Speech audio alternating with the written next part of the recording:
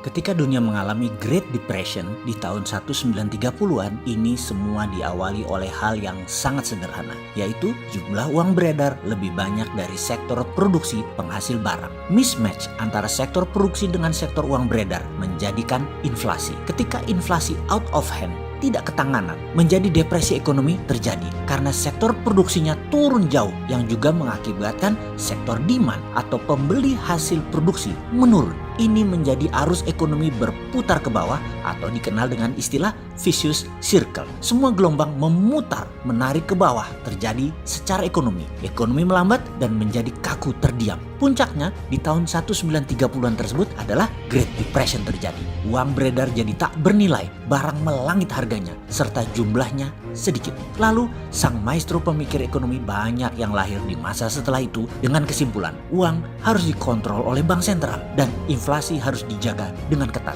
Semua itu kalau disimpulkan secara sederhana adalah sistem Keynesian yang sangat mendewakan bank sentral sebagai penjaga inflasi. 4 generasi keilmuan di dunia dari sejak saat Keynesian dijadikan pemahaman hingga saat ini sudah dicekoki dengan pemahaman cetak uang. Tidak boleh, harus lapor IMF dan bisa membuat inflasi. Namun bagi kaum milenial yang memahami MMT, Modern Monetary Theory, punya pendapat lain. MMT adalah post-Keynesian, di mana printing money berbasis produksi menjadi wajib di dalam membangun ekonomi. Post-Keynesian juga punya strategi anti-inflasi yang namanya SWF, Sovereign Wealth Fund. Sebentar, kita melompat ke SWF sebelum nanti kita kembali ke MMT dari post-Keynesian. Inflasi harus ada counternya. Kita sekedar mengingatkan, penahan inflasi yang terbaik adalah emas. Kita sedikit mereview fakta. Nilai emas ketika tahun 90-an akhir, dengan 30 gram emas Anda bisa membeli sebuah motor bebek. Di tahun 2020 ini, dengan 30 gram emas Anda bisa membeli 2 buah motor bebek. Artinya inflasinya lebih dari 100% dalam 20 tahunan ini saja. Kita lihat contoh lainnya lagi. Untuk biaya kuliah anak saat ini selama 4 tahun, kira-kira Anda memerlukan uang 50-70-an juta rupiah.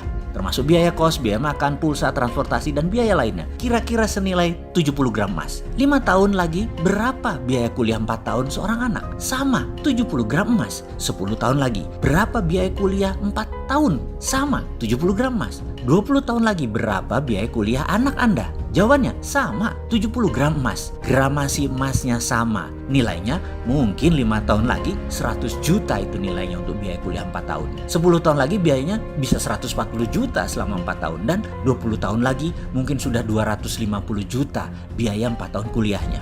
Itulah hantu inflasi. Karena itu Dinaran.id hadir untuk Anda. Bersama Dinaran, rupiah Anda back by gold. Rupiah Anda di backup dengan emas. Setiap naik turunnya nilai emas, rupiah Anda bergerak. Namun gramasi beratnya emas tetap.